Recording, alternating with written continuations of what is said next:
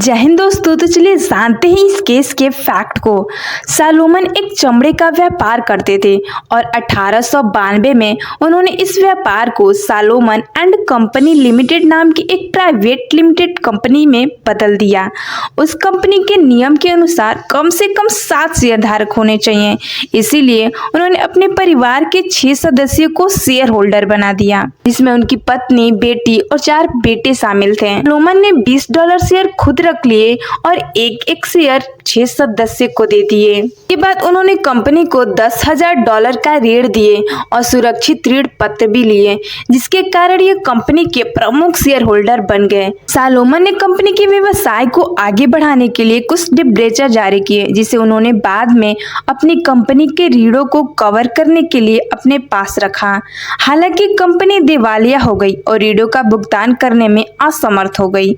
दिवालिया कंपनी के लेनदारों ने दावा किया कि सालोमन व्यक्तिगत रूप से कंपनी के ऋणों के लिए उत्तरदार है, क्योंकि यह कंपनी एकमात्र प्रमुख शेयरधारक था और उसने कंपनी को कुछ डिबेंचर जारी किए थे। जब यह मामला कोर्ट में गया तो हाउस ऑफ लॉर्ड्स ने सालोमन के पक्ष में फैसला सुनाते हुए कहा कि कंपनी एक अलग कानूनी इकाई नहीं है, भले ही उसके शेयरधारकों का नियंत्रण किसी एक या परिवार के हाथों में हो। साथ ही इस केस में कॉर्पोरेट सिद्धांत की स्थापना भी की गई। साथ ही कंपनी ने निगमन की सभी कानूनी आवश्यकताओं को पूरा किया था, इसीलिए कोर्ट ने इसे वैध इकाई माना। न्यायालय ने कंपनी अधिनियम 1862 की व्याख्या की और निर्धारित किया कि यह कंपनी को सीमित देयता के साथ संचालित करने के लिए नहीं रोकता है।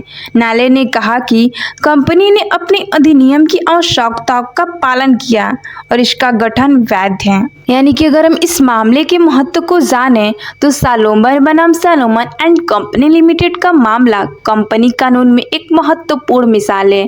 इसने स्थापित किया कि एक कंपनी एक अलग कानूनी इकाई नहीं है।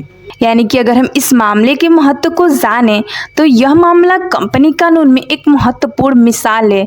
इसने स्थापित किया कि एक कंपनी एक अलग कानूनी इकाई है जो इसके शेयरधारकों से अलग है।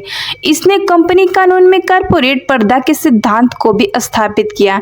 इस सिद्धांत का अर्थ है कि एक कंपनी को उसके शेयरधारकों से अलग माना जाता है और इसीलिए शेयरधारकों को कंपनी के ऋणों के लिए व्यक्तिगत रूप से उत्तरदायी नहीं माना जा सकता है, जब तक कि उनके ऋणों को पूरा करने के लिए कुछ विशेष कानूनी स्थिति नहीं हो जाती। नेक्स्ट वीडियो किस केस पे बनाए कमेंट में जरूर बताइएगा।